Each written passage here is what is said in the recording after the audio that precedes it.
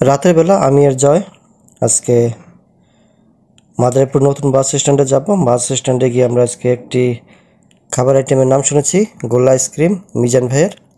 সেই গোল্লা আইসক্রিম খাওয়ার জন্য আমরা মধ্য খাগড়ি দিয়ে খুব সুন্দর একটি রাস্তা হয়ে 4 লেন হয়ে আমরা যাব নতুন বাস স্ট্যান্ড। সেখানে আমরা আজকে গোল্লা আইসক্রিম খাবো। এই তথ্যটি দিয়েছিল জয়। গতদিন জয় এবং তার কিছু বন্ধুবান্ধব মিলে গোলা আইসক্রিম খেয়ে এসেছে। আমাকে বললো যে স্যার যাবেন, বললাম যে ঠিক আছে, তাহলে চলো আজকে আমরা দুজন গিয়ে গোলা আইসক্রিম খেয়ে আসি। সেজন্য আজকে আমরা দুজন যাচ্ছি গোলা আইসক্রিম খেতে, মাদারীপুর নতুন বাস টার্মিনাল। আমরা আজকে যাচ্ছি খাগড়ির ভিতর দিয়ে, নতুন একটি রাস্তা। আমরা এখান দিয়ে অনেক যাতায়াত করেছি, কিন্তু আমাদের সামনে পড়বে মাদারীপুর ঢাকা হাইওয়ে রোড। আমরা বাম দিক দিয়ে চলে যাব, 4 লেনের রাস্তা। আমরা এখন খাগড়ি মাদারীপুর 4 লেনের রাস্তায় আছি। জয় এবং আমি দুজনে গল্প করতে করতে যাচ্ছি গোলা আইসক্রিম খেতে। আমাদের সাথে কিছুক্ষণের পরে যোগ দেবে রাহাত এবং রাকিব। তাদেরকে পেয়ে আমরা খুবই খুশি, কারণ আগে জানতাম না তাদের সাথে দেখা হবে। কিছুক্ষণের পর তারা আমাদের সাথে যোগ দেবে।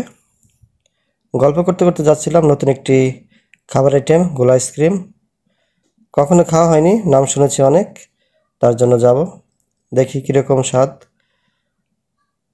সার্বিক ফিলিং স্টেশন ডান পাশে, মাদারীপুরের মধ্যে একটি বড় ফিলিং স্টেশন, যানবাহনের তেল সরবরাহকারী প্রতিষ্ঠান। আমরা কিন্তু কোনো প্রোগ্রাম করে যাইনি, যেহেতু জয় বলেছিল, সেজন্য আমরা যাচ্ছি। দেখা যাক স্বাদটি কীরকম। নতুন যেহেতু একটি খাবার, খুবই আনন্দ লাগছে যে নতুন একটি খাবার খেতে আমরা যাব। রাহাত এবং রাকিব আমাদের সাথে এখন যোগ দিয়েছে। গল্প করতে করতে যাচ্ছিলাম 4 জন। আগে জানতাম না যে তারা আজকে মাদারীপুর যাবে। যেহেতু দেখা হয়ে গেল, তারপর বললাম যে ঠিক আছে চলো আজকে আমরা গোলা আইসক্রিম খাবো নতুন বাস স্ট্যান্ড। তারা বললো যে কোথায় পাওয়া যায়।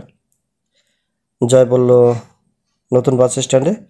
তাদেরকে বললাম ঠিক আছে তাহলে চলো 4 জন মিলে আজকে আমরা গোলা আইসক্রিম খাবো। দেখা যাক আজকের এই খাবার আইটেমটি কীরকম স্বাদ লাগে। আমরা প্রায় চলে এসেছি, সাথেই